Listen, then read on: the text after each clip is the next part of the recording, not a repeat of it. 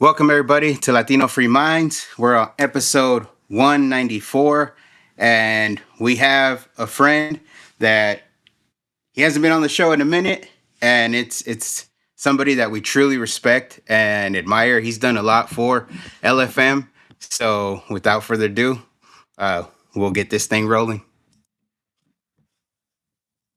Truth over fear.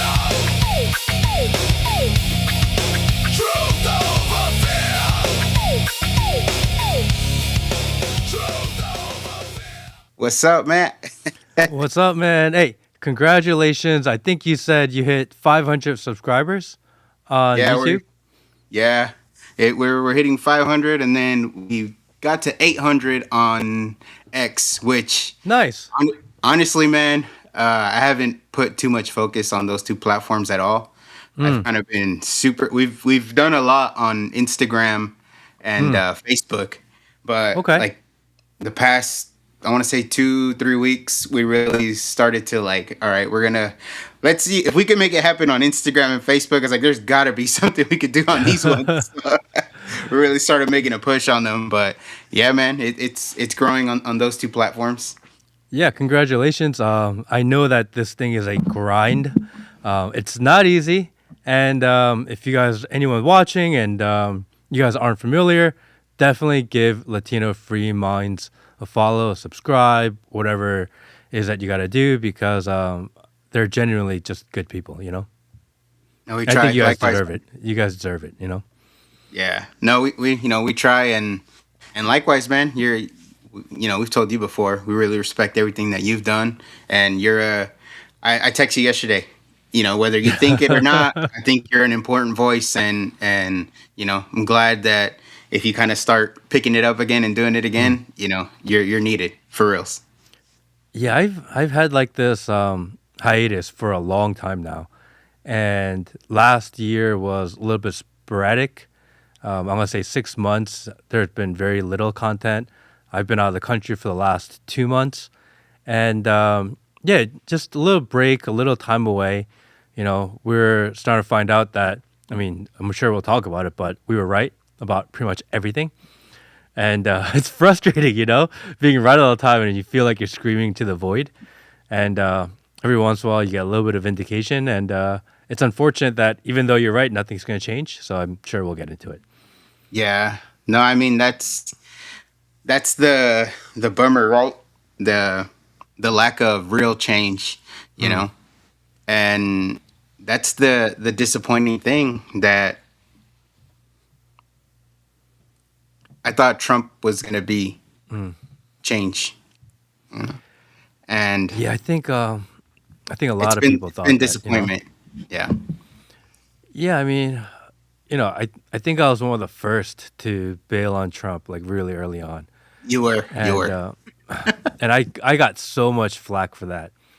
To a point where I'm like, man, I just want to take a break from the internet because everyone's like, "Oh, Matt, you just used Trump and MAGA. You were a grifter, and you used it to like build your platform, and you're just turning on immediately, or you're a spy, or like who's paying you, and all this bullshit." And I'm like, oh, it's like so tiring. And I got all these mean DMs, all these mean messages from people, and I'm gonna say in the last several months, I've gotten a lot of messages from people saying, Matt, I thought you were crazy, but I get it now. You're right. And every time I see that, I'm like, man, I'm gonna be honest. I wish I was wrong. Yeah, It actually be better for everybody if I was wrong, and that Trump ended up being amazing, and he did exactly what he promised to do, and he focused on America, and he focused on the people, and he cared about what people actually wanted to change. If he held those promises, that'd be amazing. I just mhm. didn't think it was happening, and I don't know. I felt it really early on. It was one of What'd you those feel? feelings, What, what, what was it though that like made you say, "All right, I'm out"? Because you were one of the first ones. I remember when you did it, I was like, "Oh wow!" Like but I didn't, I didn't judge you or anything, but I just thought like, "Oh Yeah, man, I wonder what happened or what did he see or what did he notice?" You know? I think I'm gonna be honest. I think at the assassination attempt at Butler, Mhm. kind of the spider sense kind of started going off. It felt weird. But I didn't want to kind of be anti-Trump 1 month before the election because like I could be wrong, you know. And I didn't say anything then, but it felt kind of odd. And then I remember when he did his election acceptance speech, and he was on stage and he was thanking everybody, and he was talking about how like this was a great momentous moment and all of this, and he never thanked God. And I thought that was really weird because even athletes, after a big win or a celebration, they thank God. It's something that you do, you know? And for him to not thank God, but he thanked like a golfer, thank God. And like something's wrong. And I'm like, and it just hit me. In the biggest moment of your life, if you don't even take a split second to thank God, it's a man that never prays. And when I got that feeling, I just started seeing everything so differently. I was just so skeptical about everything. And then you kind of see the technologists or the technocracy kind of cozying around and getting close. And then you got into the inauguration. And the first thing that he does is he brings up Larry Ellison. He's talking about Project Stargate. And he's talking about mRNA vaccines again. And I was like, oh, bro, we just got screwed. Yeah. Yeah, no, it's crazy, man. I'm I don't know, the level of disappointment is so high. And that's not to say Kamala would have been better, you know. I feel like in some things it might just be the same. In some things he does, he did deliver on some stuff for a little. It's just disappointing overall, man. When I compare it to the first 3 years of the first term, you know, that felt good. That was awesome. Then COVID kind of came in, and that was the unknown of this second term. It's like, what are they gonna do to bring another COVID-like moment? The when you kind of say when you're critical of Trump, then the first response of majority of people is, would you rather have Kamala? Right? That's what everyone says. And the answer is no. I don't think I wanted Kamala. But at the same time, like Trump has won, we just want him to hold true to the promises that he's made. I'm not saying I want to go back in time. Like, we can't go back in time and recorrect what we've done. But we are in the moment. At least he can do what he promised to do, or at least pretend to do what he promised to do. At least that. Lie to me in a way that makes me feel better, not lie to me in a way that's just completely gaslighting me. You know what I mean? If you don't At love least me, just lie to me, baby. Exactly. Hey, Christian, how are you, bro? How's it going, Matt? Ooh. Good. Good. Yeah, man. That's the thing, man. Like that's why I feel that disappointment. Like, and it's like people are like, oh, we got the primaries coming up, and I personally think it's not going to go that well. Especially if you see the Democratic Socialists winning a lot of their races. Yeah. I mean, it's gonna get Nasty. spicy. Yeah. I live in a pretty conservative part of Georgia, and I live in an area where, for years, not just election season, but for years, there's Trump signs everywhere. This is like Trump country, North Georgia, and you can't find one anywhere anymore. People don't want to associate, and I think the internet makes it seem like his support is bigger than it actually is, because everywhere I go, people are kind of over it. When's the last time you've seen a MAGA hat? Like those don't even exist any longer. Outside of a maybe a Trump event, outside of that, like you don't see it at all. I think people are just frustrated with kind of what's going on. People are, especially anyone under 50, they're tired of being told that the economy is great because the stock market is up. But I mean, people have eyes. People feel. People can actually go to places and realize restaurants are not doing that well. Things are really expensive. So you can try to justify a strong economy with whatever metric you want, but you can't lie about what I physically see, which is it's not that great. Yeah. No, and you know, we've said vote your reality, and that's what we mean. Mm, You know, yeah. we mean it's like what do you see with your eyes? Yeah. Your wallet, right? You go to a restaurant, it's costing you more, but also you go to the grocery store, it costs you about the same. So sometimes there's not even before it used to be like if I make it home, I save money.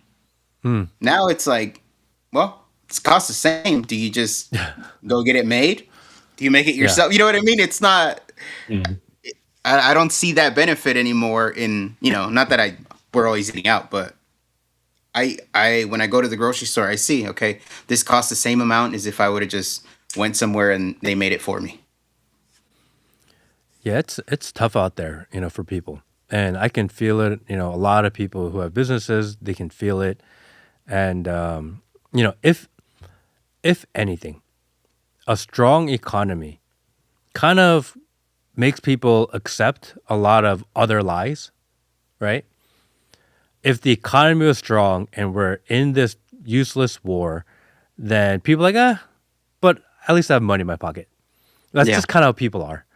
But you can't have less money in people's pockets and do all these crazy things at the same time. That's just not going to go well with people. And I think the midterms are going to be dangerous. I don't want there to be this kind of democratic socialist takeover. And I don't even think that the people who vote Democratic Socialist or vote DSA, I don't even think they're voting for socialism, actually. I don't even think that they know what that means. It was on the Most people pamphlet. don't. Yeah, most people don't understand what that is just an anti-establishment vote, and they are so upset with the current situation of this country that they are voting for the most extreme opposite. They're not voting for socialism. I don't think they understand what that means. It's actually a really complex issue, right? They're just voting against.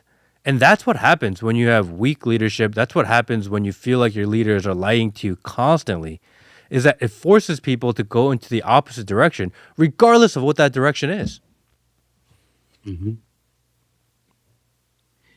Yeah. Let me vote as far away from that, from the opposition as I can, and that's with AOC. Yeah. I mean, for your average American who may vote Democrat, they're like, all right, at least they're talking to me. At least it feels like AOC pretends to care about what I'm thinking about. At least Mamdani feels like he understands what I'm talking about. I don't know what the hell they're doing. I don't know what it means to be a democratic socialist. I don't actually understand that at all. But they're listening, and I feel like they're not lying to me. And maybe they are, which they are. But at least it feels like it instead of these obvious lies. And war is always tough. You know what I mean? Like being stuck in the middle of war, that never ends well. I mean, we are in an age where people just don't want to just arbitrarily kill people, you know? No. Turns out, Yeah. Yeah. Well, I Who would mean, have thought, right? Lindsey Graham did say we're killing the right people. So Yeah.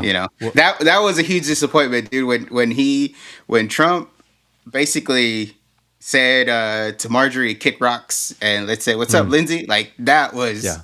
that was another one too that kind of because Lindsey was one of the first ones to turn on him after the 2020 election, the J6 Yeah. things, and Marjorie was there the entire time. So that was one of those things where you see that okay, there is no real loyalty. You know what I mean?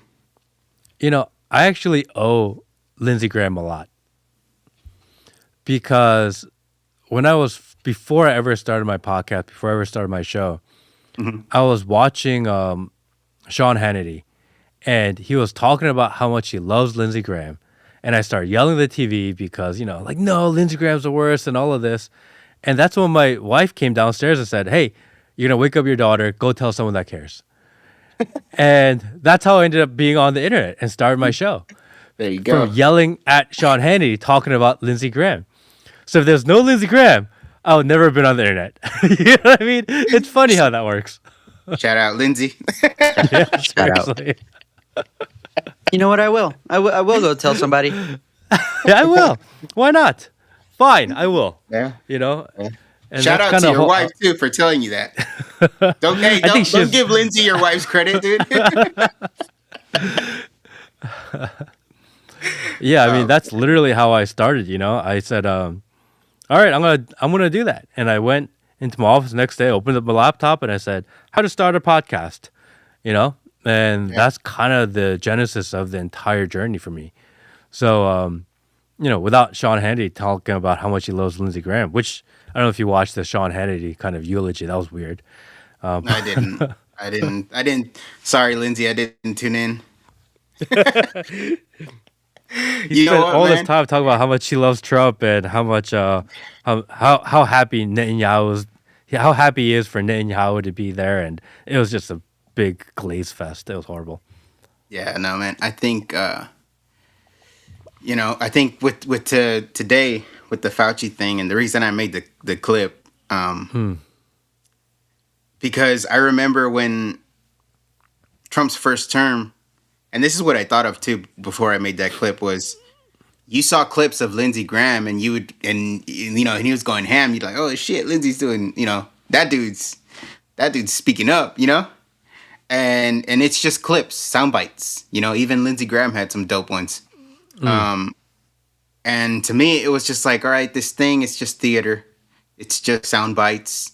Nothing's gonna happen to Fauci. He's already pardoned. You can't overturn a presidential pardon. Nothing's gonna happen, and I don't know. Like myself, it's like I'm tired of sound bites with no action. So that's kind of why I did the clip that I did, and the reason I put the Dave Chappelle thing in it was because you throw in a little comedy into a real life situation because that real life situation is just as ridiculous as that skit was.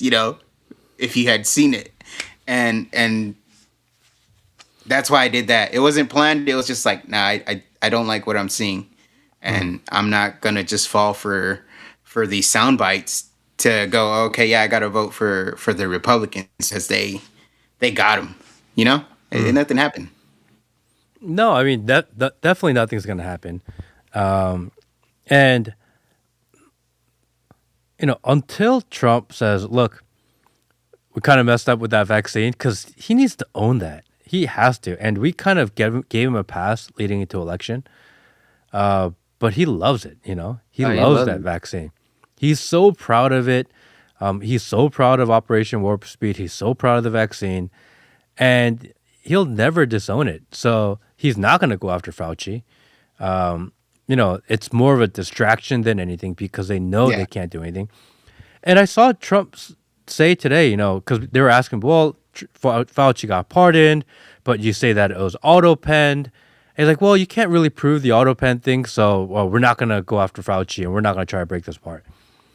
And I'm thinking, like, man, literally in the White House where it has all the portraits of the presidents, he replaced Joe Biden's picture with the auto-pen. And now you're saying, well, actually, we can't prove it. Then what do you have on the wall? Like, if you're going to replace his picture with the auto pen in the White House, now you're admitting you actually don't know if that's true or not, or you can't prove that it's true. Then why are you even doing that? The whole thing is theater. Yeah. Before it used to carry some weight, and you'd be like, oh, it's funny. You could get stretched. Now it's like, all right, dude, come on, show us, do something, please. I mean, and you guys were pretty big Trump supporters going into the election and through the year also. What kind of made you guys shift out? It's a good question. To me, it was a lot of the our greatest ally. It's Israel stuff. Yeah. a lot of For a that. lot of people, it's the Israel stuff. You And know? it's not, It's you like know, and tiring. it's, yeah. And people take it, you know, if you say that, people take it as, oh, you hate Jews. And I'm not, Mm. that's not what I'm saying. I'm just saying that I would prefer the amount of effort and dollars we're putting into our greatest ally, we're being put into us here. Yeah. You know, I don't know. I feel like the effort overall, it has been everywhere else but here. And, you know, Israel's been a huge, they've gained a lot out of the Trump presidency this time around. Um, you know, and then just in general, like the whole ICE situation when they were doing all the raids. Mm. I don't know. I think that at the end of the day, a lot of people did vote for the deportations, and it wasn't happening. It didn't happen at the scale I think people thought was going to happen. And then as soon as, unfortunately, or you know, whatever, they killed two white liberals that Mm. got brave, they stopped. Yeah. So it just like, I don't know if that was like media pressure. It kind of felt like they were giving in on a lot of things. So I don't know what I don't know how Christian feels on that, but like that's kind of the stuff that has turned me off. The FBI, the Epstein files, all Mm. that. Even how they're handling Charlie's thing, to me, is sketchy. Mm. That's just how I feel. I don't know, Yeah. Christian. I don't know what you got. Yeah, I mean, it would all, you know, if you always go back to the root, but at the same time, it's like, yeah, the basic stuff, right? No more wars. Don't get Mm. involved at all. And then it's like, oh, what are we getting involved for? What are we getting involved for? And it goes back into kind of what Daniel's talking about. So it's a lot of broken. I think when I first hopped on here, you guys were talking about broken promises, and it just feels like that, dude. Like I'm a ex girlfriend, or I'm a current girlfriend, dude, getting mistreated. So it's like, oh man, Yeah, and then there was one moment, and I'm right now kind of vaguely remembering it, but at the time I was like, "What the hell?" I forget what they asked Trump. I think about the American people, and it basically his answer was something along the lines of, you know, you know, I don't care. Basically, is what it Mm. sounded like. There's been a lot of that, like when he says something, and he's not all about the American people and and how they're suffering. Affordability is a hoax, I think he said. You know, stuff like that, where it's like, well, you know, if affordability is a hoax, then you know, why do you run on that? You know, if the Epstein files are a hoax, why did majority of your cabinet picks say that they were gonna, you know, get to the bottom of it? Like, it's just things aren't adding up. You know, things aren't happening as we thought they were gonna happen. and then there's a lot of you're still talking about that. Come on, hey, what do you guys go? You guys, dude, I'm trying to talk about the Olympics. Yeah. Did you see me hand over the World Cup trophy? That's what I want to talk about. You know, eggs. That's cool. We got more chickens now. That's cool. Yeah. Hey. Yeah, I mean, I think it's been a mix of things, Matt. It's like it's been, you know, I think at the beginning, we wanted to like believe the guy, you know, give him the benefit of the doubt. I wouldn't say we're like those cute type of people that go there's a plan, there's a plan. I don't think there's a fucking plan. I think it's just kind of you know, rolling with the punches kind of thing. And he's not punching back hard. So that's it's like little by little things that have happened throughout the past, you know. We'll say this, the election integrity, he ran on that. I think that was a huge thing based on 2020. Yeah. And for us to be here today and still not even have something like the SAVE Act in place, Hmm. like I know it takes Congress. I know because people are like, Trump can't do the better. I know, but it's like if he pushed them hard enough, you know, we're almost 2 years in. If he pushed them hard enough, we got an election coming up. Like, you know, 19 states don't have voter ID. I would have made that a priority. I don't know. I mean, new funding for Israel passes immediately. So, so, so getting things passed isn't the problem. It's just a matter of where the priorities are. I remember, I think it was like, what was it, a week ago or 2 weeks ago, where Trump had the national address to the country. And there was like, oh, he's going to talk about election fraud and all this. I'm like, okay, I'm going to watch this. This is going to be interesting. And he's like, China. I was like, oh, bro, this is where we're going? Like, there's nothing there. You're not going to do anything. You're like, well, they got these records. I'm like, well, you didn't say they hacked it or stole it. You just said they illegally obtained it. What does that even mean? Like, everything is so vague. And then they redacted all these documents. No, they released all these documents, but they're all redacted, and Check it out. oh, they're not gonna do anything. No, Yeah, check it out. Whitehouse.gov. CCP is asshole. CCP is asshole. Check. I'm like, oh man, nothing. Yeah, nothing.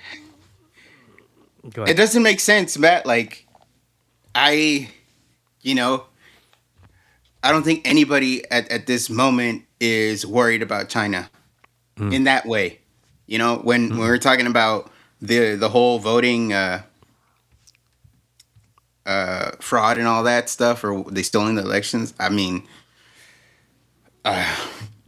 it possible? Maybe, but is China the That first was one on not the on the list? bingo card. No. That was, Yeah, no, it's that was not. not on the list of things we were going after. And it's funny because then you see people, not everybody, because nowadays it's like and this is the part that frustrates me with doing the content, and it's like you got people that Trump could do no wrong, and a lot of those people have some of the biggest followings, and it's fine, like I don't care, but also it's like, that's manipulation, and we started LFM to fight that shit, and now we see it on our side.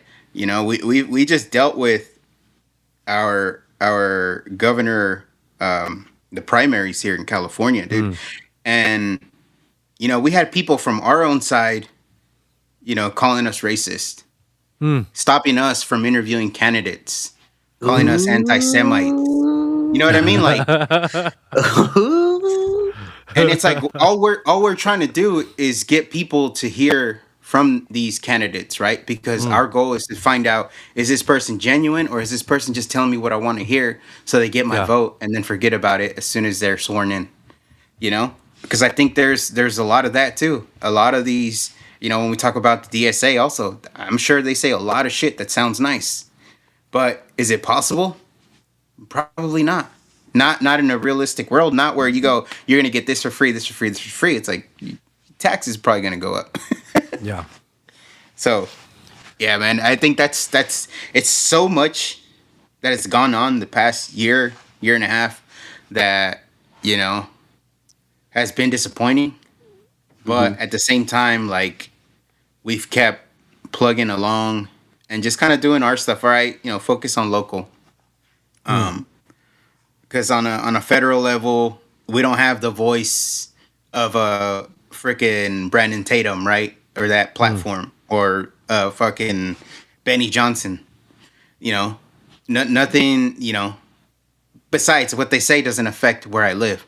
So that's why we've done a huge push on just local shit recently, and I think kind of that's where we're gonna stick for the time being, because now we got a governor race. We got Xavier Becerra, who lost I don't know how many hundreds of thousands of kids. A lot. And now he's pretty much a shoo-in to win if we look at the numbers in California. It's 60-40 here. And Steve Hilton, he's all right, but not our favorite either. So it's a tough situation, right? But also, to kind of end it on here, I'm not gonna discourage people from voting. Yeah, also Like, shout out that's- Steve. Yeah, that's another reason we started this platform, because we saw people discouraging from voting, and I think that's not the answer either. So it's a lot going on that just makes it all into like this problem. I thought that discouraging people from voting was a bad idea for a long time. I thought people should still vote. And I'm starting to fall into the camp of maybe withholding your vote isn't vote. Because I can't imagine voting for the other side. I also can't vote for this side. Then what do you do? You know, I can't in good conscience vote for a Marco Rubio in 2028. Like, it's just not going to happen, you know? But I'm also not going to vote for Gavin Newsom. And Yeah. I'm stuck with this binary choice. And what am I going to do? Like, choose one or do the same thing I always do, which is like choose the lesser of two evils. Like, and I'm starting to think that maybe withholding a vote is an option, you know? I've been reading and thinking about this concept. It's called, I think it's from the Leadership Institute, Blackwell or Martin Blackwell or whatever. And he says something about 3% plus one. So the margin of victory in most elections is about approximately 3%. So in order to make a difference, you only have to control 3% plus one. And in order to do that, in order to actually have power and have say in what happens, if you just support one side, like that side, they've already decided. The other side's already decided. But it's that 3% plus one that makes a difference and can shift an election one way or the other. So you don't actually have to go after and speak to the entire country. You don't have to speak to the entire one side. You actually only have to speak to 3% plus one person. And it's a much smaller demographic to go after. And the way to mobilize them is actually to criticize both sides. But that's the only way things actually change. Because otherwise, the right's going to do what they do. And we're seeing clearly that they have an agenda and it just doesn't align with people that are actually legitimately conservative. I don't think there is any conservative party any longer. And then the left is just batshit crazy. So you're stuck. But, I can't vote for Marco Rubio, Yeah. No, I think you're right. I think it comes to the point where you do have to call out both sides because a lot of people are stuck in the binary. This is my side, that's your side, right and left, and it's bigger than that. These people move like they're one party. At the end of the day, once they get elected, they do stuff for each other. Like we'll pass this, you pass that, and at the end of the day, it's just what benefits the party and what benefits that machine. And it sucks because like I see what you're saying too about withholding your vote, and it sucks that we have to in a sense come down to we're picking the lesser of two evils. Why do we allow two evils to be the top two? But then it's tough because you got people that again have the influence all on their side. And then they push their side. There's no criticism of their side.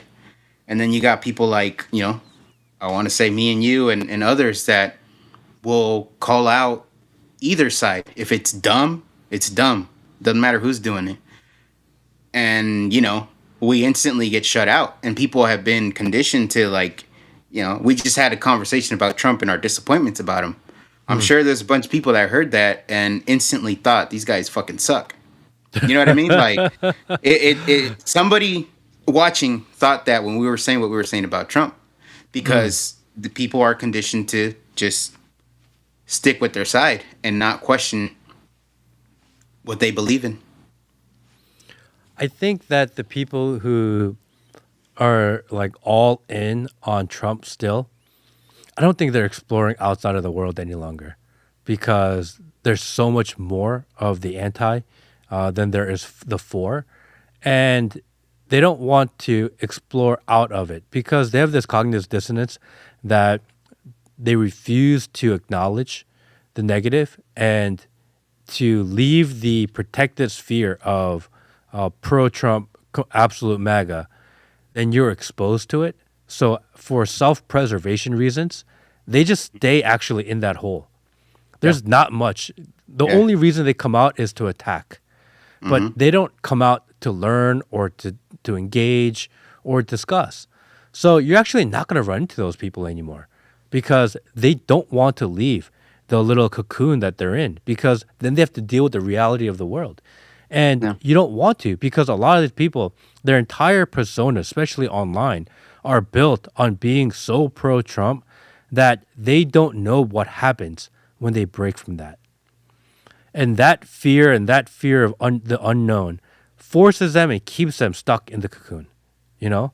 So I think more than anything, that's really sad, because they're doing essentially what a big portion of the left was doing during COVID, which is that you cannot see the facts, you cannot see alternative points of Yeah. view. You are stuck with what you believe. You've told so many people what you believe, and now that's a part of who you are, and that's a part of your identity, and you're scared to be other than what you've been perceived to be. And I think that's really the same. Like if you were one of those during COVID that were like the mask enforcer and the vaccine police and the ones that were like keeping people in and out of people's houses, and if you were one of them, it was really hard to be like, huh, maybe I was wrong. Nobody did that. They just lived in that bubble, and they only surrounded themselves with people that lived in that bubble. They're doing the same thing with the people that are absolute Trump can do no wrong. They don't want to leave the bubble because that's their identity. Yeah. No, it's the refusing to be accountable for your decisions and what you were pushing. It is a little embarrassing. We asked from the Democrats to do that, to like, hey, COVID shutting down was bad, wasn't it? And it was like, and now, like Daniel says, we're seeing it on this side. And not a lot of people are, like you said, they don't want to lose their status. They don't want to lose the access they have to the administration. They just, hey, everything's fine. Yeah. They're the what is it, the meme with the thing burning in the background, and they're just sitting there. Everything's fine. That's what they've become. I think we ran into it, no, Daniel, a little bit, kind of owning up to it, because how hard we were pushing our boy Bianco, and things didn't come out to plan, and there was a bunch of people waiting on the sidelines to go, you ready?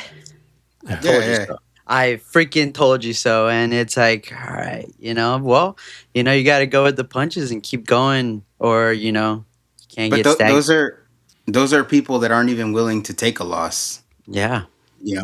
Whether, even if, let's say, they didn't believe Hilton was the strongest candidate, there's people that endorsed Hilton after Trump endorsed him. It's like, all right, that was a safe pick. You went out on the limb there. There's people that won't take that loss, and we've heard it from people. Manny from Wisconsin says Hilton should be. Hilton is perfect for California. Yeah, exactly. And that's the thing we dealt with, Matt, like here in California. We had people, paid influencers from out of state attacking Bianco. We had paid influencers out of state supporting Tom Steyer. And it's like, and they're shifting the needle. And they live here. That was another eye open. I mean, a few people from India. Those Pakistanis are good. It was crazy. Look at you. I don't know, man. I think that at the end of the day, people have to, and I know what we're trying to do, right? Trying to get them to see everything and just think about it. Like, put thought into things. Don't just, it's hard because social media kind of does go into where they'll keep, social media will keep you in the bubble. And again, if you're kind of stuck in there, now you as a person that's consuming the content that's out there, it's hard to get out, and they don't realize, like you said, they're becoming similar to what the left was doing during COVID, and they don't see it that way.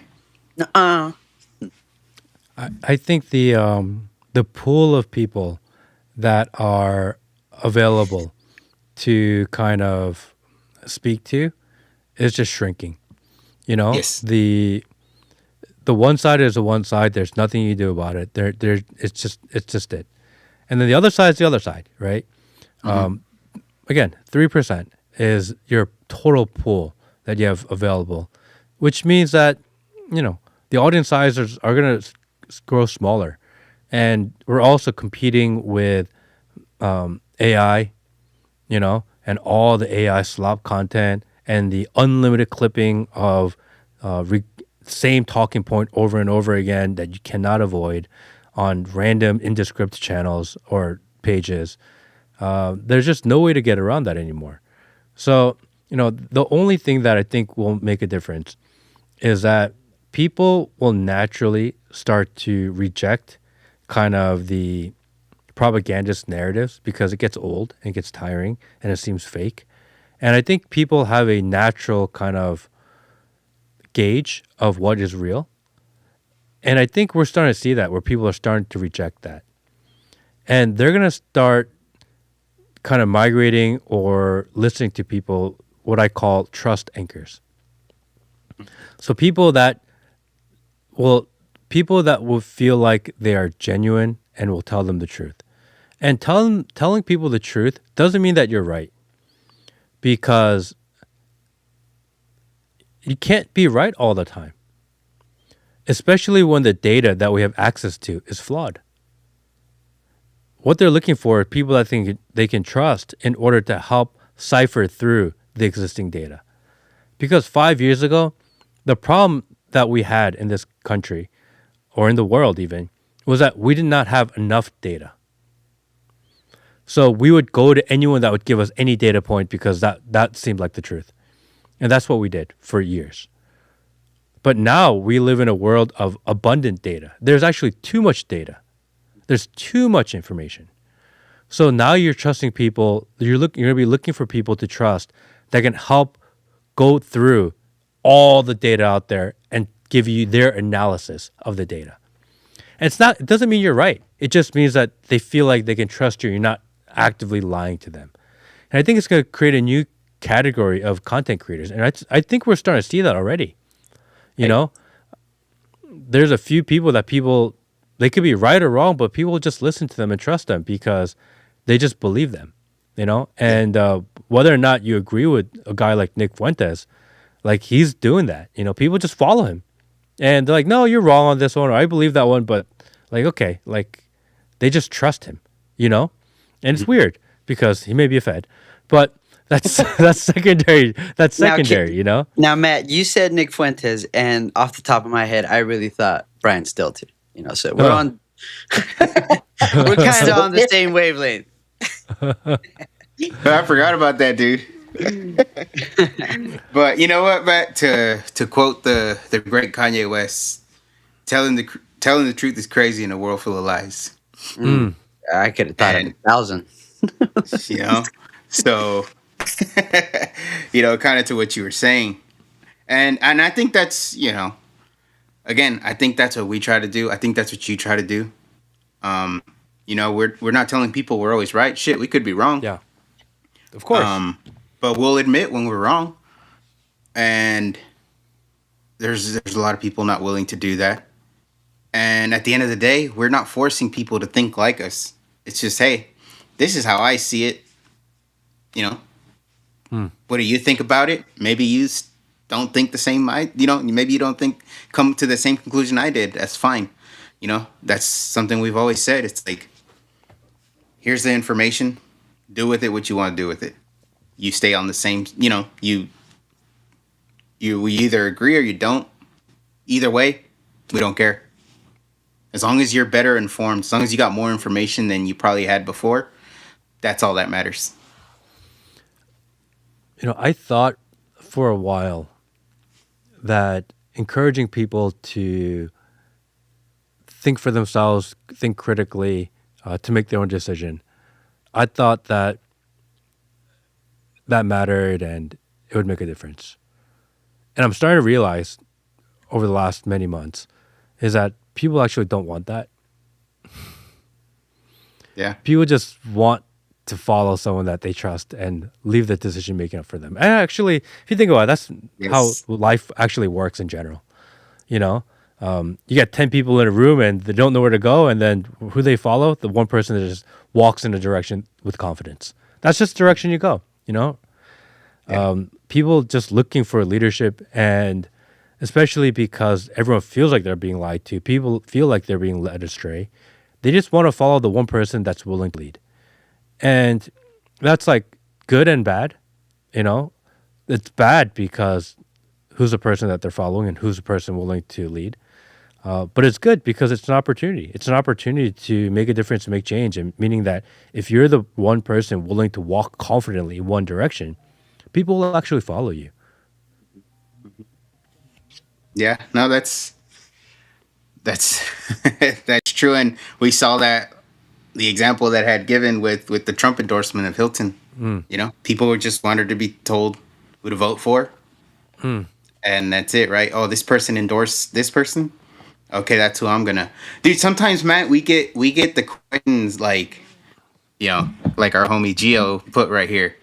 Will you guys endorse Steve Hilton? And it's like, or you know, or why won't you guys? Like, it doesn't matter who we endorse. You know, I've never given a damn about anybody's endorsement. But we get that too. We see it in the comments. Like, who are you guys picking? Like, you know, does it matter who we pick? And but yeah, people do want to be told what to do, who to vote for, and you know, unfortunately, that's how it is, and that's how people make some of these very important decisions, not on their own, but from what this so and so person told them to do. It sucks. It sucks because it's, you know, like you said, whoever, even the most confident idiot can build a following. I think that confident idiot on the left is going to be The Rock. I'm here. I think that's shoot, dude. Yeah, dude. I mean, honestly, man, like you know, I used to listen to a lot of different podcasts and people, and I don't anymore. You know, I honestly, whenever you drop something, I check it out. I could probably list the people: you, Ian Went, Andy Skelton. Frisella, and that's about it. That's the only people that Ian Smith. That's it. Like Yeah. everybody else that I used to listen to, I kind of just Can't. I can't anymore. Can't. You know, Can't. and it's It's just slop. Everything is just slop, Yeah. you know? I can't listen and to anybody. I can't watch anybody. It's just not possible anymore, you know? it's not, man. And But if you feel like that, I feel that way, that means like majority of people actually feel that way, or at least a lot of people feel that way, you know? I used to love the Eric Weinstein podcast. Uh, Yeah, right. no, man. I mean, you know, I hope so. I hope that that's what's going on. But you know, dude, like, all right, let's get it. Like even the Charlie Kirk thing, like how that's all played out. Like I don't think I've ever said like what I think about it, and it's like I don't know if that's just me censoring myself or just not wanting to put up with bullshit if it's not the narrative. You know what I mean? Like, do you know? I think YouTube just has you have to wait 20 minutes before you say your political views so you don't get demonetized, but you get that in 20 minutes. No, you know, like Or 49. I don't the whole narrative, the official narrative of what happened. I don't believe it at all. Not as I think that- not as it's told. No. no. I think the Yeah, day yeah. after the Charlie Kirk assassination, I made a video. I said, bro, I don't even think, I think this whole Israel thing is a plot. It's an idea, but I don't think that's it. I think it's an inside job. It just feels like it's going to be a huge cover up, and we're going to see all the results of it later. But that's what it feels like. And the further along we get, it feels like everyone's involved, doesn't it? Yeah. The way It's that I really see shady. it, yeah. But you know, and, yeah, I mean, it seems like this huge inside job cover up, and you know, a lot of people have their own theories on what that means. But I don't think we'll ever know. You know. No, no. And it goes, you know what? It goes into kind of what we've been talking about, the whole content thing Mm, too. It's like, if you question anything, or if anything just doesn't add up to you, you're getting shut. The right, people on the right that are all about the narrative are mm. shutting down people now, calling for censorship, calling for deplatforming. It's crazy, man, to see people actively saying that Tucker shouldn't have a platform, Yeah. Candace needs to be silenced, Yeah. and so on. It's like I don't think they see they're becoming. A lot of us stood up and spoke up because of Mm, I felt like the left was doing that a lot, way too much. mm. And now it's like on our side, and they're they're running the same playbook, and I don't even think they know it.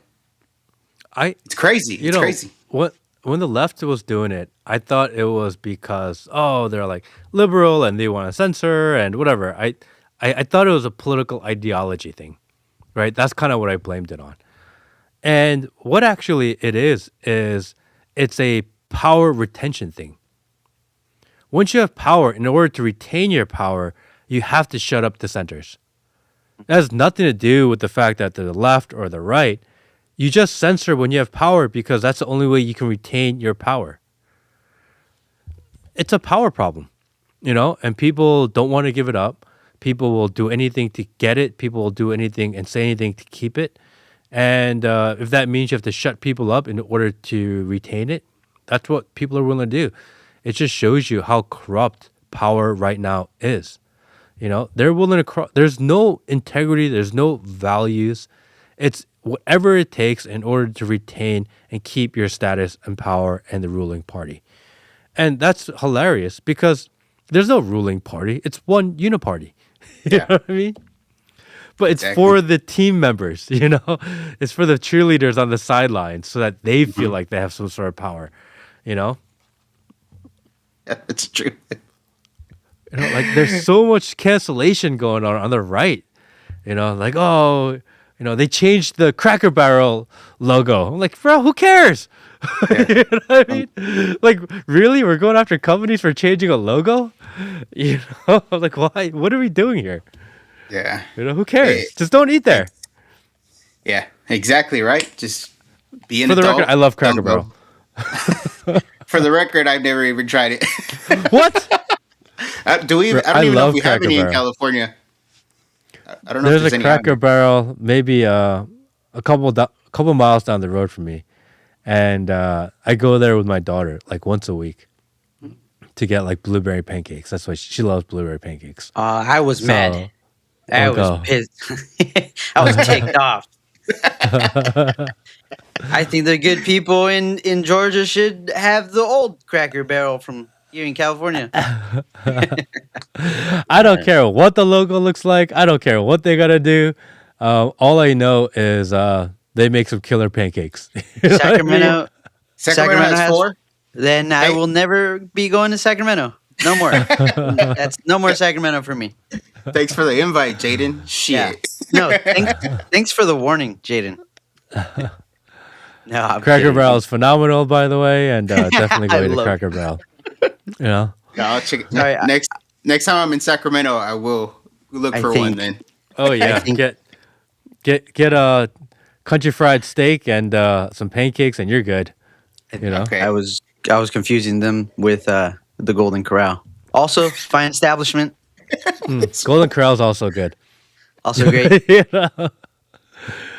Yeah. No, Like but Golden Corral also. no, man. But it's good to talk to you and catch up on like some of this like political stuff. Um, Hmm. we kind of just gotta, I guess, wait and see how it all plays out. Because I don't think there's a plan. I really don't. You know, Hmm. I'm not a fucking panicking either. I think that word is Hmm. gay. Uh, you know what I mean? But that's what you hear now. It's like, come on, man. Yeah. It's crazy, man. I have so many thoughts, that like things that I'm seeing, the content that I'm seeing, what people are putting out there, and it's like, man, you know, we've become, well, not us, but they've become like people that they that's how they came up. They were fighting that, and now they're that. That's kind of Yeah. the the energy that and the vibe I'm picking up this past year. Yeah, but let them, in my view, let them enjoy it while the opportunity is there, because it's gonna go away. You know, I don't know if you know, but after 20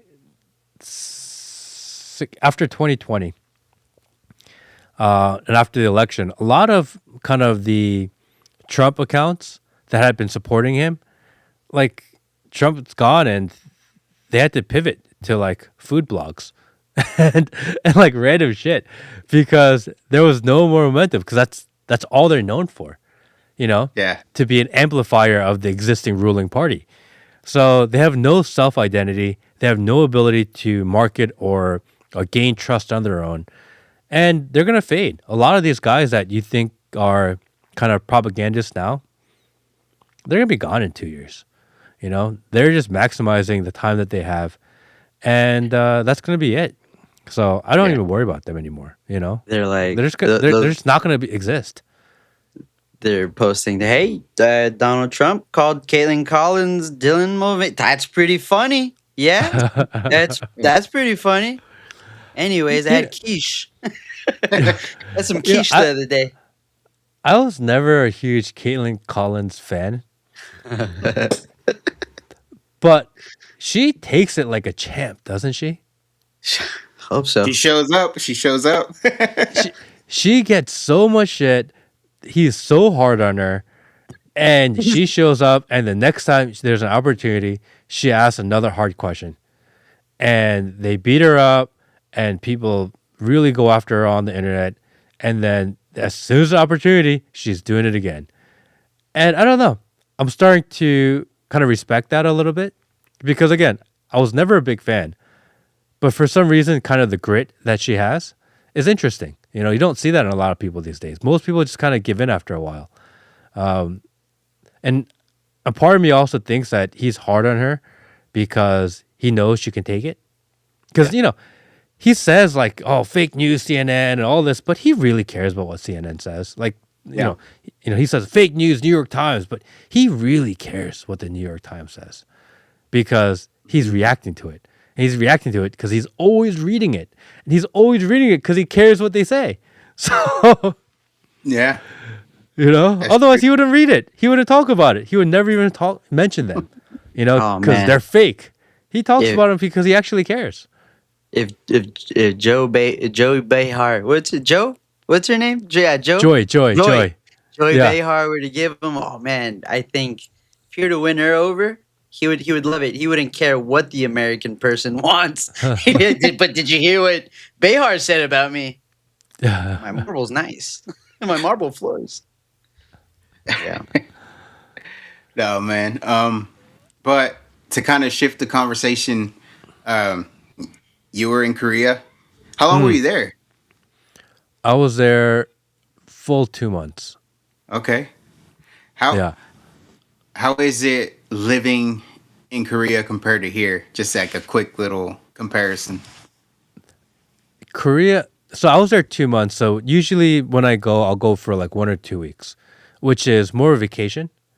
But when you're there 2 months, I'm like literally living there, you know, like just regular life in Korea. And it's the first time I've done that in I think forever. And it's really interesting because I would say Korea is a very high trust society, whereas the United States is a very low trust society. For example, I have my daughter with me, she's only 3 years old, so we'll have a stroller with us. And if we go into a restaurant or a store and it's a tight space or we have nowhere to bring our stroller with us, we just leave it outside. We just leave it outside and we walk in the store because we know for sure no one outside is going to steal the stroller.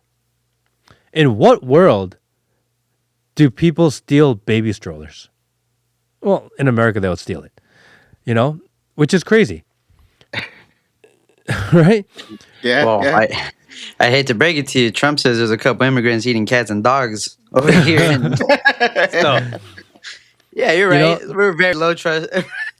yeah, I walked by a K-pop concert, and Mhm. K-pop concerts, it's like young girls that are going to concerts, right? K-pop concerts, not like older people.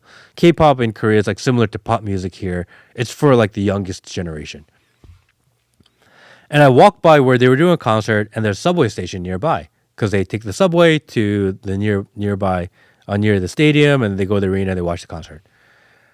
And if you go outside the subway station, the entire street on the wall is all their luggage.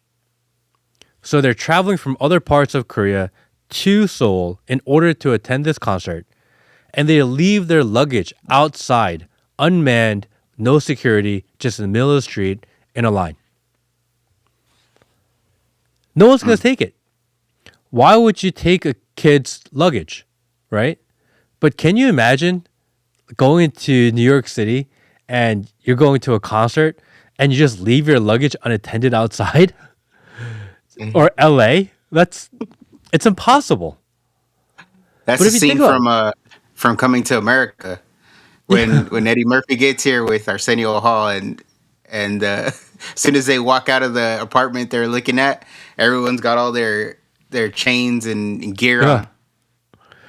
And and if you really think about it, in what world is it okay to steal someone's random luggage? Especially like kids' luggage or, 16, 17-year-old to 18-year-old girls' luggage. Like there's no reason to do that.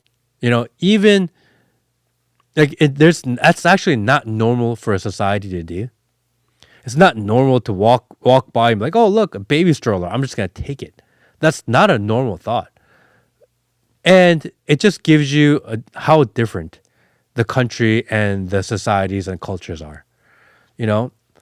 And living in that type of society for 2 months, it's like really hard to come back from that because you get used to it, you know? 10:30 at night, it's dark, and my daughter wakes up, or it's like, hey, I want something to drink from the corner store, and we leave the apartment, we walk 2 blocks, we go to the corner store. It's at 10:30 or 11 o'clock at night in the middle of the city. No one's gonna bother you. There's no risk of getting jumped or having a problem in middle of one of the most densely populated cities in the world. There's no risk of that. You just it's your neighborhood. Why would you not be able to walk outside of your neighborhood? And you can't do that here. And I think that's really sad. I wish that America would be a high trust society. We can try to figure out why that is. But then, but we live in a society in America where it's very low trust. No one trusts each other.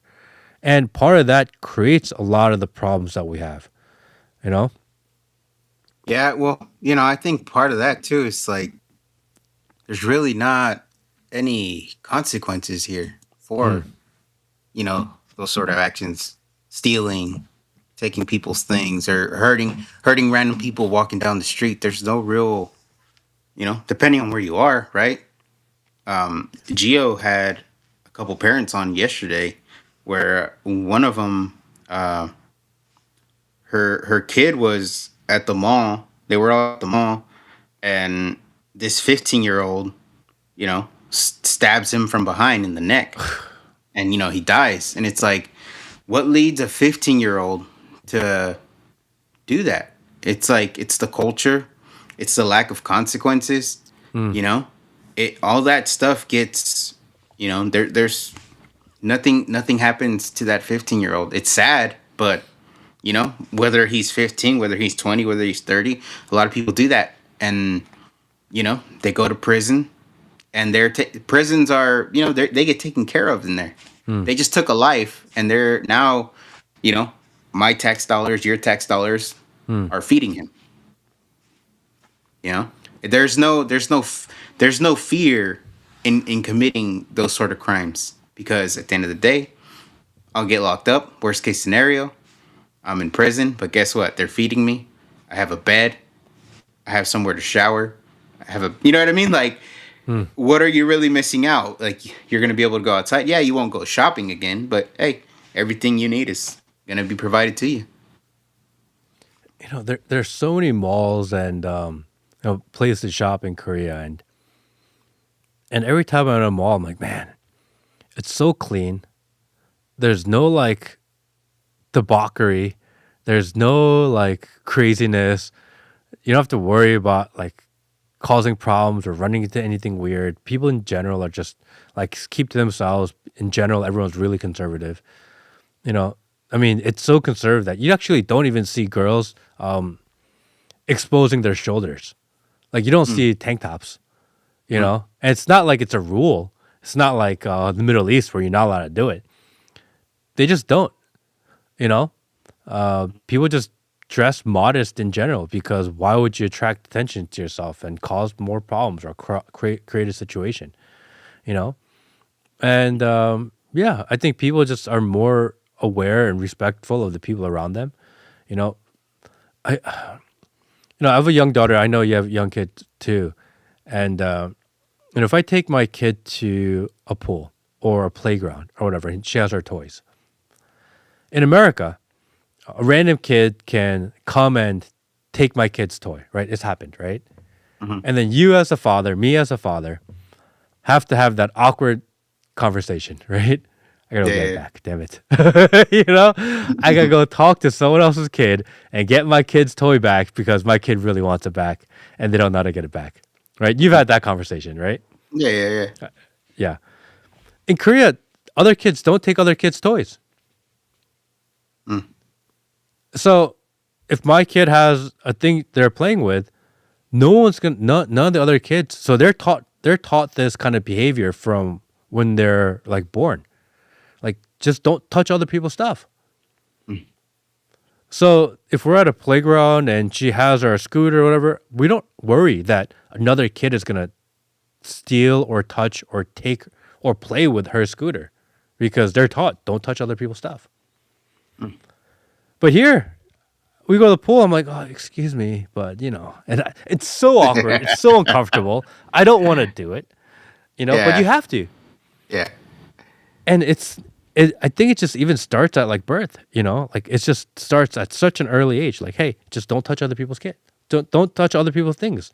And you're taught that since you're so young that later in life, it's just ingrained in you. Maybe that's what it is.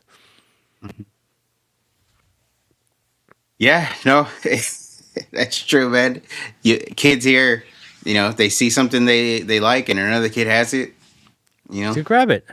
give it to me, and and then I haven't had this happen, but like you never know how the other parent's gonna react too. Now, No.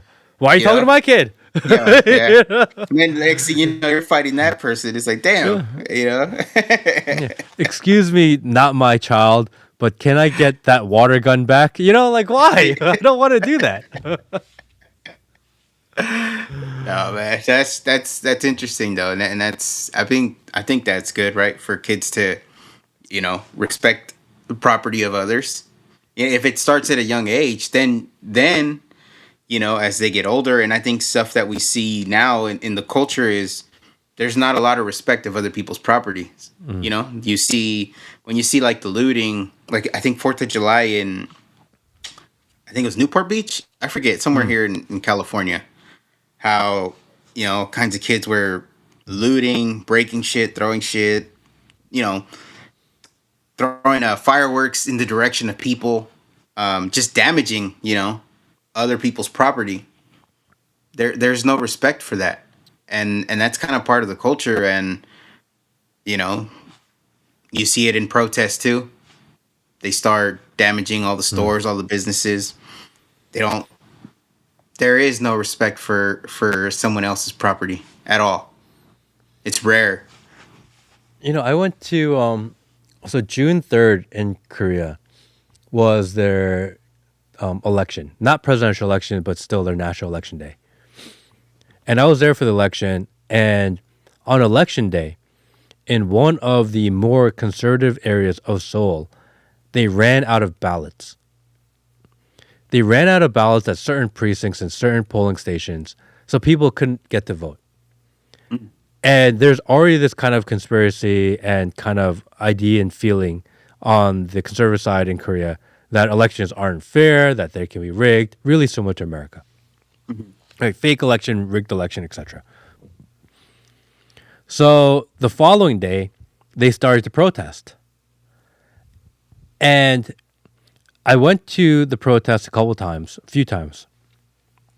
And I'm going to say it's like 30,000 people there at this protest. Actually, it's still going on to this day, where people protest every single day at the same location. It's not as big as it once was. It was like 30,000 then. Now it's probably like 5,000. But a lot of people. And you go and people pick up their own trash. There's no fighting at the protest. There's no violence. Nothing happens really negative outside of like very like outlier situations. And there were people showing up there, and like restaurants were showing up and giving out free food for the people that were protesting because they know it's hot, and giving out free drinks because people need to eat. It's so different, you know? And, you know, at one point, like the cops had to walk by, and, you know, they're there to protest, not fight with the cops, right? It's like, hey, we got to move some things around. And they're like, hey, can everyone sit down so we can do this, like, quickly? 10, 15,000 people all sit down at the ground at the same time to make room so that the cops can do their thing. Wow. And I'm thinking, like, man, this is different. You know what I mean? Yeah. Where are the Molotov cocktails at? You know what I mean? Right? Where's the car burning? I don't know, man. It's just like, it sounds like a just overall level of respect for others, for, Yeah. you know, Yeah, you know, a cop, right? You respect authority. They have a job to do. Don't get in their way. Don't cause trouble. For the most part, they should leave you alone, you know. But we don't. We don't trust nobody out here. Yeah, that's the cop's job. You know, it's not their fault. That's their job. That's still someone's son, you know. And we don't know them. Like, why give them a hard time? They're doing their job. And as long as they stay within their roles and responsibility and their rules, then the people stay within their role and their rules. And it just works, you know. But at the same time, you know, I think 6 of the last 7 presidents in Korea went to jail for corruption. Damn. So if the president of Korea gets caught for anything, they're going to go to jail. The most recent first lady, not the current, but the most recent, she just got 7 years in jail. She got 7 years in jail because they said she took a bribe and gave out jobs for bribes. And the value of that bribe is like some jewelry worth $7,500. They put her in jail for 7 years for taking a $7,500 bribe. You imagine that happening here? Dude, the whole Congress and president, every president would be in jail, and their entire families. You know? So when I was in Korea, I was like, look, because there are people in Korea that love Trump, right? Especially because their side, they love everything Trump. That is a real thing. And I'm talking to them, like, look, if Trump was in Korea, he'd be in jail. There's no way he survives. He'd 100% be in jail. We'd have a new Congress like every year, I think. Yeah, they'd all be in jail because you're stealing from the people. You know, that's actually a big deal. And we give Congress here in the United States a pass for stealing from us. But that's what they're doing. And because we allow it, actually we're not allowing, we're enabling it. And by enabling it, we're encouraging it. And because we encourage it, it never ends. And it starts from like just one job that we do as nepotism or as favor to a contract, to a bigger contract, to a cryptocurrency, you know, to a war. Yeah. We've seen how this scales, this complacency we have to allow people to do it. And I remember when Nancy Pelosi was doing all this insider trading or allegedly or whatever, And everyone on the right was like, "Oh, Nancy, she's the worst. She's like insider trading. She's doing all this stuff." And then Trump starts doing it, and the response of the right is, "Well, because Nancy did it, Trump. It's okay that Trump does it also." It's like, no. At some Yeah. point, someone needs to stop doing it.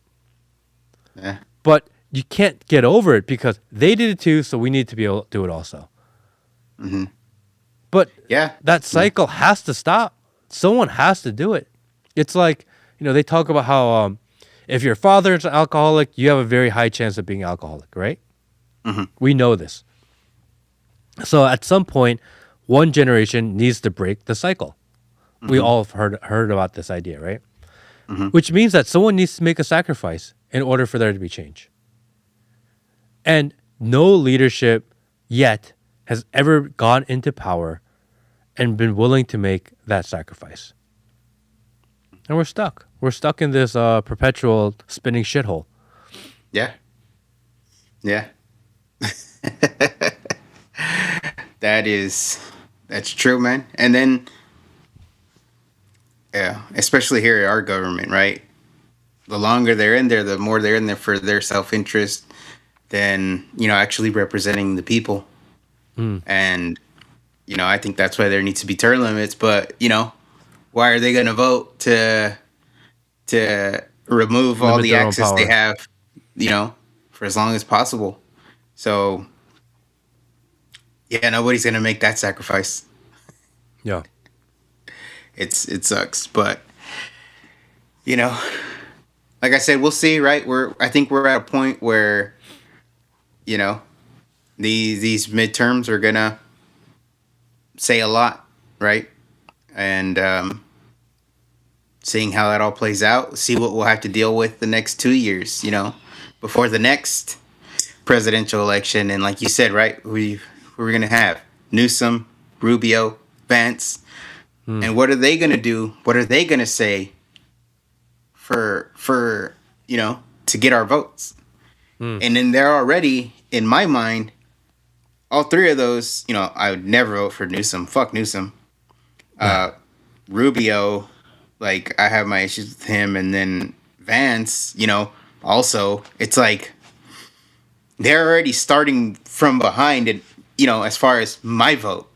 So it's like, Yeah.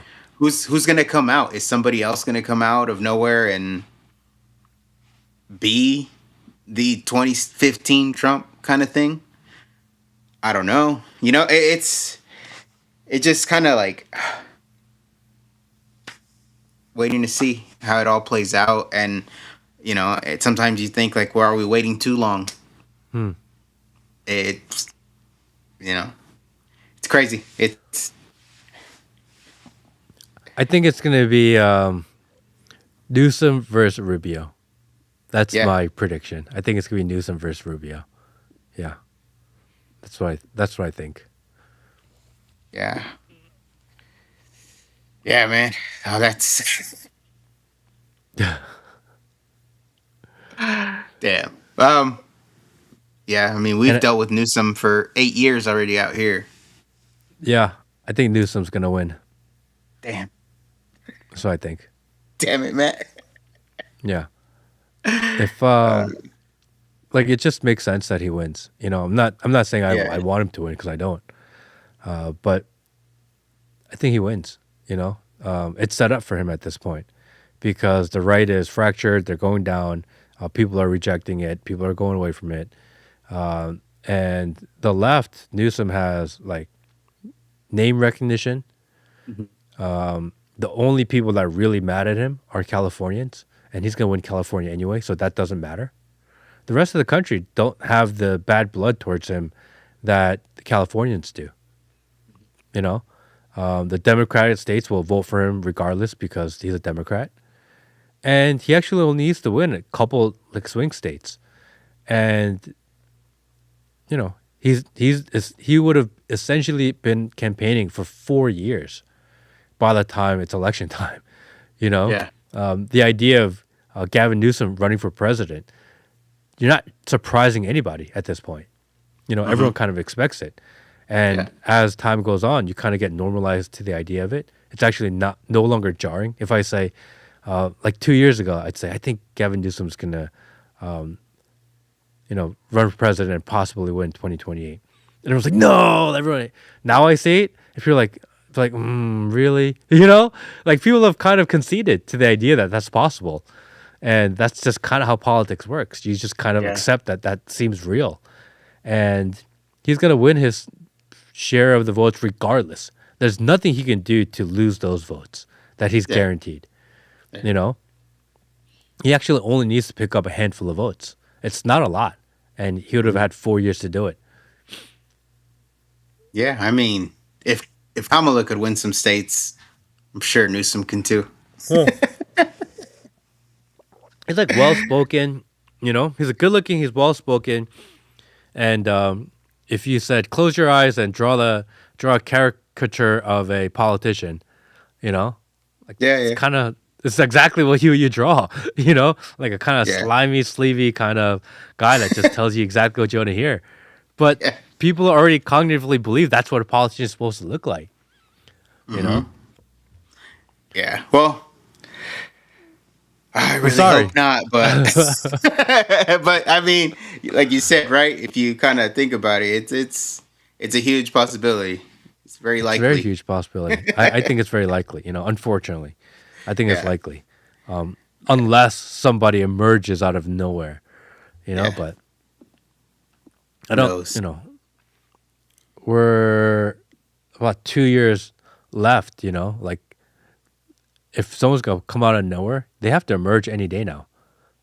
As a potential. They have to start working and picking up momentum, and they have to start getting name recognition and normalize the idea that they could possibly run. Like this takes time. This takes years, Yeah. and that person doesn't exist. Yeah. That's wild. That's damn, dude. Yeah. I just And then it's like And then when you Rubio go, is going to get all the Israel money. He's going to get all the APAC money, all the Israel money, all the Mary Medelson money because that's their guy already. yeah. And so now you have to go up against that. He's not even running for president yet, and he probably's got a half $1 billion war chest to run for president. Yeah, oh man, that's another thing we need to get rid of, the whole lobbying special interest thing. But Yeah. again, like you said, right? Why are they going to vote against their, to limit their power, to limit what they, to rob us, that's a whole nother issue in and of itself. I was, not to keep on going back to Korea, but when I was in Korea, I went to these protests, and I try to talk about it a little bit, but I was extremely neutral in like talking about it. And the reason being is that in Korea, it is illegal, or you're heavily scrutinized, which borders illegal, which you can get in trouble for, if a foreigner gets involved in domestic politics. So I'm not a Korean citizen. So in Korea, I'm a foreigner.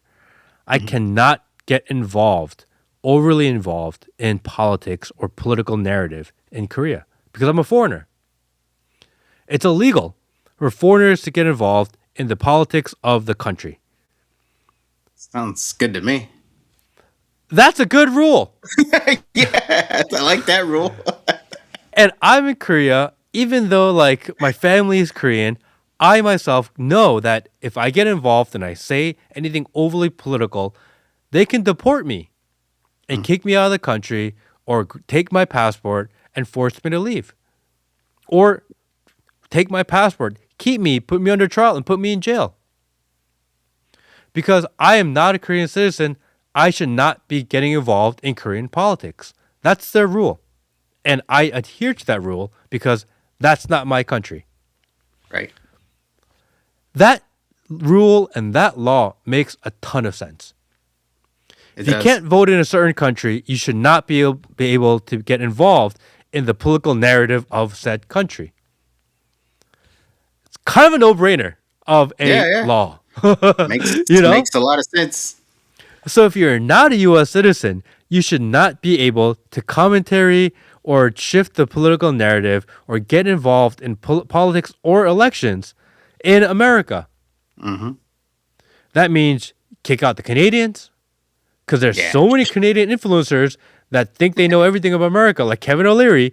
Like, dude, you're not American. Stop talking about it. Hey, Half the Kevin, people on shut the fuck X, up. half the people on X that are these big major accounts commentating on U.S. politics, they're not even American. They don't even live here. Yeah. Yeah. Just I forget remove that one them guy. from the conversation.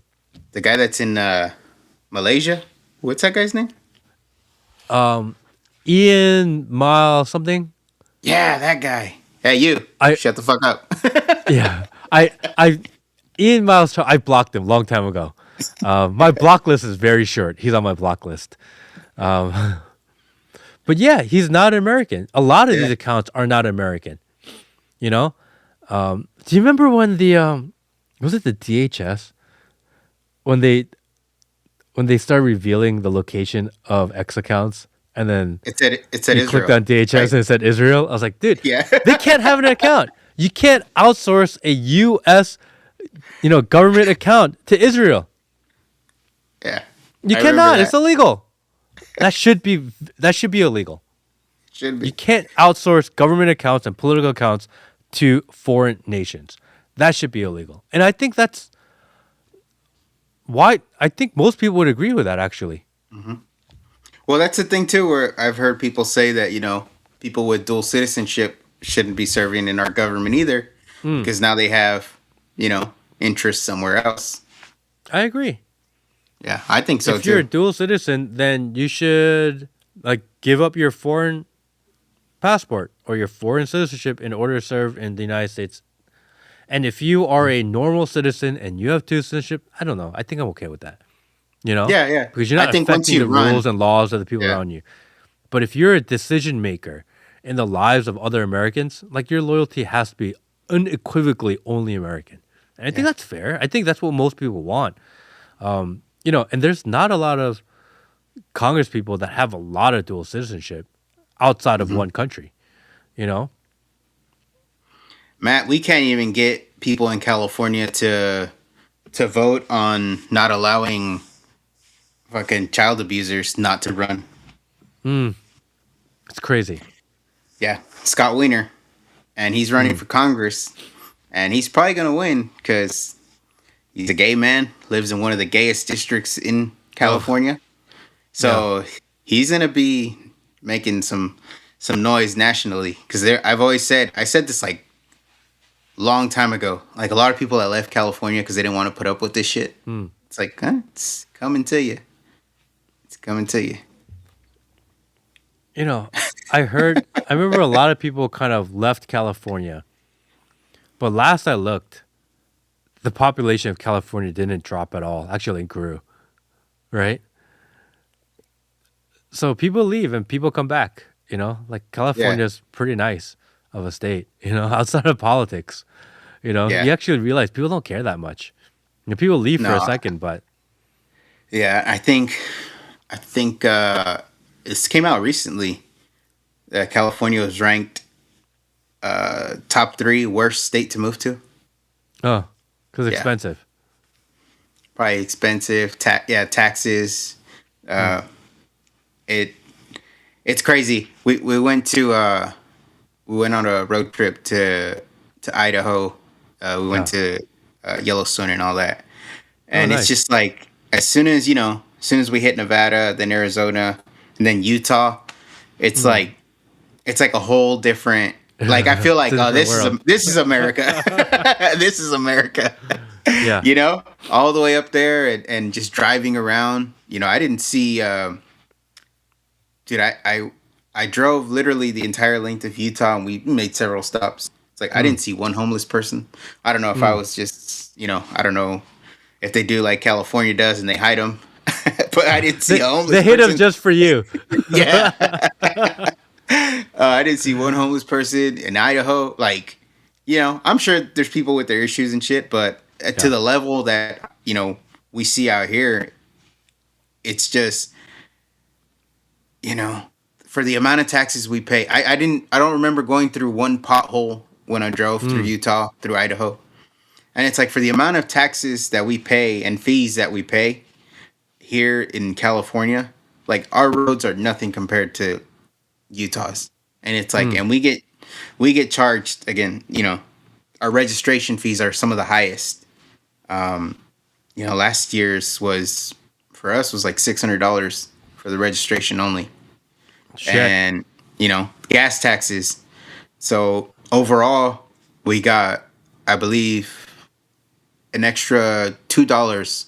So our gas is always going to be at least $2 more expensive here than anywhere else, just because of taxes and fees, property taxes, all kinds of shit that we get charged for, Yeah. but there's no results. But like you But- said, they keep winning, and that's the fucking frustrating part. But let me add another side to that, okay? What if California did not have expensive gas and expensive taxes? I think Would your life improve or not improve or get worse? I Because would. because things would be cheaper for you, Yeah. right? But then more people would move there and just be overrun. That's true too. Because it's also like what keeps people out, like the high price of entry into California. But if California was cheap, like Wyoming is cheap, you know, or if California is cheap, like Georgia is cheap, everyone's gonna live in California. Yeah. I mean, it is. That's what I'm saying. Like, it is nice, and Yeah. and that's probably why people put up with the shit. But Like, be yeah, careful here- what you wish for. You know what I mean? yeah. No, I get what People you're are saying. like, oh look, taxes down. It's the taxes are cut in half. Lowest gas price in America. See what happens. Well, you know what I mean? as long as if the property value goes up and then I sell it and then I could go live in Wyoming or some shit, then I'll make that trade. But why are you No, I gonna don't- leave? You finally got what you wanted. You know what I mean? I'll leave it for the next generation. No, you know what? Yeah, that'll be interesting. How if that were to happen, how that all would play out. But Yeah. I don't know. I think like, dude, like I mean, dude, if California at was least cheaper, some small relief, man. Like at least a little bit of relief. Like, does it have to be $2? Can it be one? Like, can you like chill a little bit? if California was cheaper, if San Diego was cheaper, like I would just live in San Diego. I think there's a lot of people in the country that think that. You know what I mean? Yeah. If San Diego was affordable or easy or much cheaper to live, then everyone's just gonna move to San Diego because like the best weather in like the world, right? Right. Yeah. No, that's true. It's a good point. It's a good point. But hey, we'll we'll see how it all plays out. I think we're, kind of like how you feel about Newsom. I think that's how I feel about Becerra becoming the governor here. It's kind of, it's an uphill battle for any Republican here. Yeah. So, I feel like, I hate to say it, but the odds of Becerra being the next governor are pretty likely. We'll see what happens. People could be upset with it and really want change. I don't know. Hope so, but we'll see. We'll see how it goes. I just want I think people here just want a little bit of breathing room. Just, give us a little bit of, a chance to kind of take a break. You know what I mean? Like, shit, man, how much more of our money do you need to spend? Like, chill out for a little bit. Yeah. But no, man. I think that's all I got. Oh, I did have one random question, and I was like, I'm gonna ask Matt. So there's something I noticed with the VPN, Yeah. and I don't know if I'm not using it right or if it's something, but when I try to post with the VPN on, like Instagram or YouTube does not allow it. Do they have something where like they have mechanisms or something that goes, this person's using a VPN? Or am I just not using it right? Have you heard that? I haven't heard that, but I know that certain sites do block VPN usage. For example, like Reddit. You can't go into Reddit with the VPN on. They just block them in general. So, but I don't. I'm trying to think if I've tried to upload something. I mean, I'll have to look into that. Try I it don't out and know. see if it I don't know does. the But answer to like that actually. I've had it where I'm trying to post on for example Instagram, Hmm. and it'll just how you see like the little status bar at the top, Yeah. and then like it just kind of just goes and it just stops, Huh. and it won't move, right, and I'm like, what the fuck? And then as soon as I turn off the VPN, boom, It like works. it Yeah. works. Yeah. So I don't know if you had heard of it about anything like that, but or I don't know if I'm using it wrong. So it's I don't like, think there's a right and wrong way to use it. Like it's either it's on or it's off. So yeah, yeah. But so that's what I'm yeah. like, I don't know, like if they have certain things like in the background that Mm. go, okay, this guy's using a VPN, I'm not gonna allow it, Yeah. you know. Yeah. But I mean, sites know if you use a VPN or not. no, okay, X knows too, but I don't think X cares. I mean, yeah, a lot of people on X use VPN. All the Israelis use VPN to make it look like they're not posting at Israel. So, you know, and half the accounts, all the Indian accounts are posting from other places in the world, but they're really in India, right? that's So, true, that's true. yeah. Well, no, man. Well, it was great, getting able to talk to you again. And so, are we going to see more of Matt soon? Yeah, I think I'm gonna start up my show again. I've been thinking a lot about like what does content and what does being online look like in the future? Because everything around us is changing so fast. Technology is changing so fast. You know, you can barely distinguish between AI slop or AI influencer and not anymore. It's really hard to tell. And in 6 months, you're not gonna be able to tell at all. I saw a new app that's available where you can actually create podcasts with AI, and you just give it a topic and you tell them what you want, and then they put two people in a room, and then you have a full podcast, and everything's AI, and you just generate the whole thing. And Jeez. and it's coming. I've seen the technology where people just have like this AI mask on, or so it's like a guy, but then what you see is like a girl, and then it mimics, and it's Jeez. indistinguishable from like fake and reality. So knowing that's true because it's coming, and it may Mhm. be 90% of the way there as far as quality, but 6 months it'll be 100% of the way there. 1 year it'll be 100% of the way there. You're not gonna be able to tell. And because of the way technology is, there's infinite posting, infinite content. I'm gonna say 90% of the internet will be AI driven in the next six months to a year. You know, so how do you fight against that? What does that actually look like being the human in an AI driven technology world? You know, I think about it all the time because I don't want to kind of start my show back and do it the same way I've been doing it and also the same way other people are doing it, because the way other people are doing it is the first way that the AI is going to try to replace and replicate to do, meaning that you're just going to fall into this pool of sameness with everybody else. Right. And the problem is that an AI can put up 100 clips a day, and maybe you can put up 5. Yeah. Like you can't Shit. keep up. Yeah, I can't. It's a quantity game. So that's what I'm trying to solve. I don't know the answer to that actually. I almost think that going back to as analog as humanly possible is actually going to be the way, because we're seeing a rejection of technology. I don't know if you've seen kind of these high school commencement addresses, and anytime the commencement speaker talks about AI, the high school students, graduating seniors, they boo, right?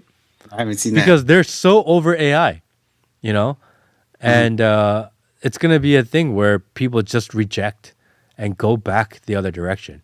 And I think it's well warranted. I think it's necessary. So, what does that look like? What does that feel like? Who knows? Maybe I'll do a radio show. Hey, that'd be cool. That would be No, cool. so it's got to be something so different than what everyone's doing. and everyone's doing is sameness. You know, Yeah, and yeah. I've said this a lot of times before, but value is in scarcity. You know, if everyone's doing the same thing, then it's no longer scarce, and if it's not scarce, there's no value. And most people put out no value content. It's not even about information; it's just about ingenuity. So, how do you become scarce in order to be valuable? Well, you just gotta do it differently than everybody. No, that So soon, that's yeah, any day that now. makes sense. All right, cool. Well, everybody, thank you for tuning in. Hopefully you guys gave it a like and all that good stuff. Yeah. I remember shout out to Peter, wherever you are. Will, shout out. Mm. I remember watching your streams and the hey, smash the like and check in, so Check in kind of miss stars. that Let stuff. us know where you're Yeah. from. You know. But no man, whenever you do start, doing your thing again, we'll be here. We'll be supporting you and like I said, it's great to have you on and talk to you again. Awesome. Thank you, Danny. All right, Hey, man. Well, everybody. everybody, peace be with you.